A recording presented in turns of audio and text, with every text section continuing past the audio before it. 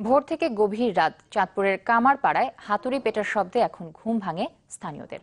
কোরবানির ঈদ ঘিরে ব্যস্ততা বেড়েছে এ পল্লীর কারিগরদের। তবে ক্রেতারা বলছেন আগের বারের চেয়ে এবার পশু কাটার অস্ত্রের দাম কিছুটা বেশি।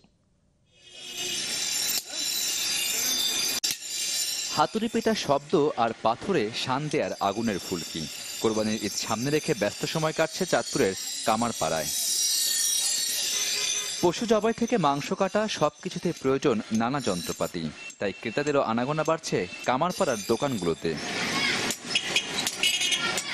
বছরের অন্য সময় অলস বসে থাকলেও কোরবানির ঈদ ঘিরে ব্যস্ততা বেড়ে যায়। তবে এখনো সেভাবে বেচা বিক্রি হচ্ছে না বলে জানালেন বিক্রেতারা। কোরবানি ঈদের ভিতরে 1 মাস আগে থেকে কাজ হয়।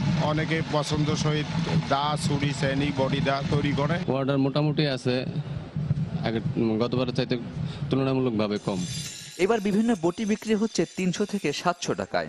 দায়ের দামও পড়ছে একই রকম। তবে বিভিন্ন আকারের ছুরি কিনতে গুনতে হচ্ছে 50 থেকে 800 টাকা, আর ধামার দাম ধরা হচ্ছে 600 থেকে 900 টাকা। ক্রেতাদের অভিযোগ আগের তুলনায় দাম কিছুটা বেশি। সামনে তো কোরবানি, সেজন্য আমরা দাও, ছুরি, বটি, দামা ক্রয় করার জন্য আসছি। গতবার তুলনায় এবার একটু দামটা বেশি মনে হইতেছে। যদিও কারিগররা বলছেন কাঁচামালের দাম বেড়ে যাওয়াতেই এই বাড়তি দাম। যেমন কাঁচামাল মনে করেন 400-500, আর পাকা মালটা 800 হইতে 1000। কয়লাটা পাইতে খুব কঠিন। চাঁদপুরে বর্তমানে এই শিল্পের সাথে যুক্ত আছেন প্রায় 4000 মানুষ। Desk report, channel 24।